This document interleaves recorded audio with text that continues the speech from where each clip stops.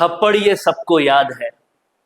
इसी थप्पड़ ने राजस्थान के कई सारे क्रांतिवीर नेताओं के दिमाग हिला दिए थे। ये वो थप्पड़ है जो नरेश मीणा ने जड़ी थी समरावता के वक्त एक अधिकारी पर।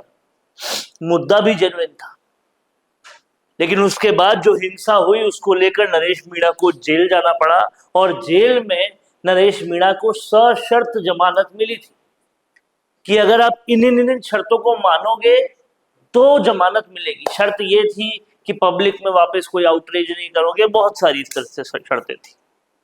अब कोर्ट कहता है कि नरेश मीणा ने शर्तों का बिल्कुल भी पालन नहीं किया और इसीलिए आने वाले सोमवार को, यानी कि मात्र कुछ घंटों के बाद जेल फिर से हो जाएगी।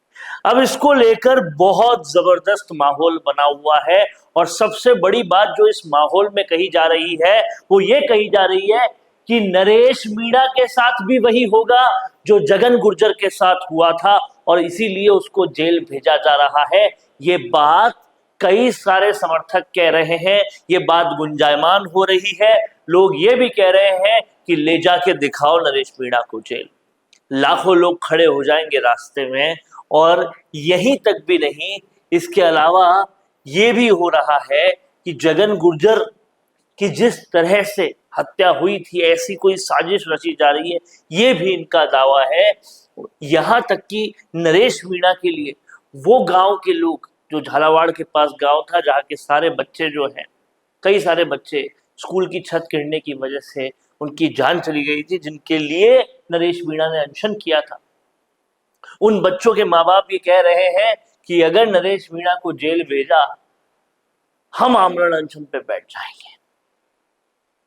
नरेश मीणा के लिए ये जबरदस्त समर्थन सामने आ रहा है और इससे एक बात साफ हो रही है, एक बात पता चल रही है कि कहीं ना कहीं नरेश मीणा ने एक बात जो जबरदस्त की थी अपनी इस पूरी संघर्ष में, गुर्जर मीणा एकता की जो बात की थी, अब इनके लिए गुर्जर और मीणा दोनों खड़े नजर आ रहे हैं। अब प्रशासन, कोर्ट बनाम जनता ना हो जाए। सोमवार को देखना होगा कि कितना बड़ा संघर्ष होता है जब नरेश मीणा को फिर से जेल होती है तो। और कहीं ना कहीं ये संघर्ष एक तरफ है, दूसरी तरफ ये पूरी तरह से आरोप है कि नरेश मीणा आगे की राजनीति नहीं कर पाए, इसके लिए ये सब कुछ किया जा रहा है।